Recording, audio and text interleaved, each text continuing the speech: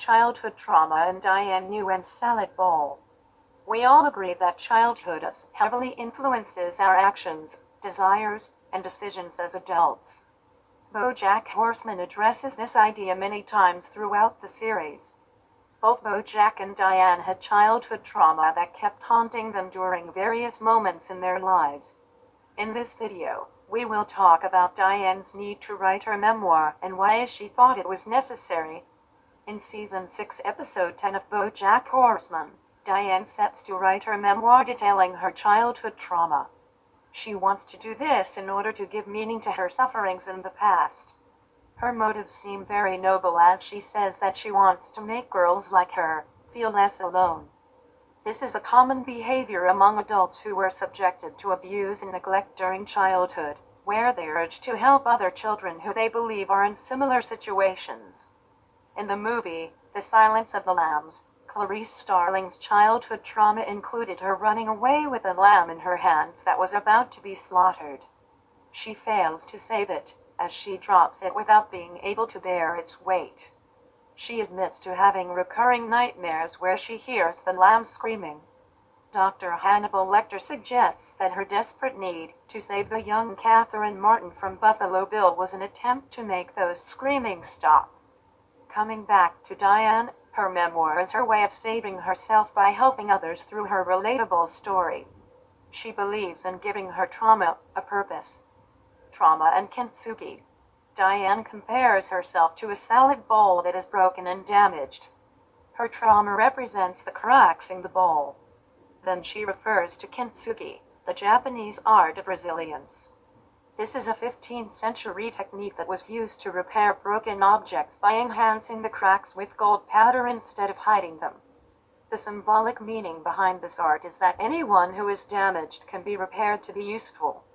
It focuses on accepting imperfections as a part of us rather than hiding them.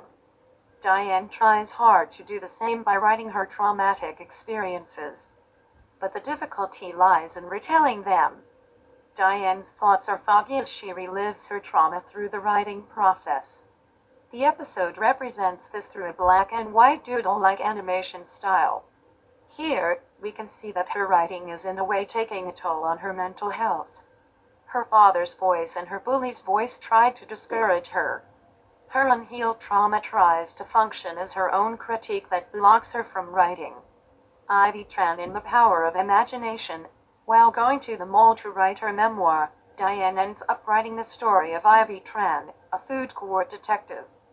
Initially, Diane believes that this story and the protagonist are far from whom she was as a child. Diane thinks that Ivy was cool and popular, unlike her who was damaged.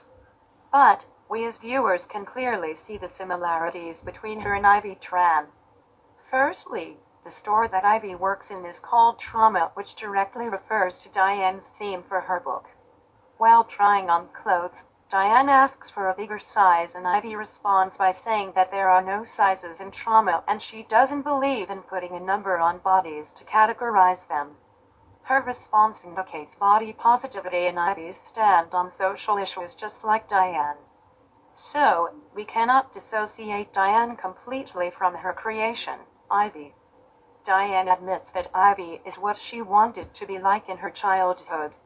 Hence, her creation Ivy Tran helps her in escaping the harsh reality. Diane refuses to pitch this book as it does not recount her childhood and she believes that this will not help girls who suffered like her. But Princess Carolyn says that she wants her daughter to read the book as it is fun and enjoyable. So, her book does serve a purpose by opening a portal to an imagined world that others can escape into, just like Diane did by watching BoJack show Horseman around during her childhood. Does trauma make us special? Diane asks this question about whether her trauma made her special. The voices in her head keep telling her that her trauma was boring. There is even a moment where her father's voice gaslights her, asking her if she could come up with examples of her father's ill behavior. Measuring her own trauma disturbs her as it raises the question, have I suffered enough to write my memoir? By doing so, Diane goes back to the state of self-doubt and guilt that is common among traumatized individuals. We can come back to what Ivy Tran says: there is no size in trauma. Just like Diane, sometimes we tend to believe that our sufferings and pain during childhood somehow make us unique and that they happened for a reason. As we grow older, we see that we are not alone and we are all damaged in some ways. Finding a reason for why this injustice occurred forces us to relive the trauma rather than overcome it. So, we don't have to push ourselves to do something extraordinary in order to give meaning and purpose to our trauma.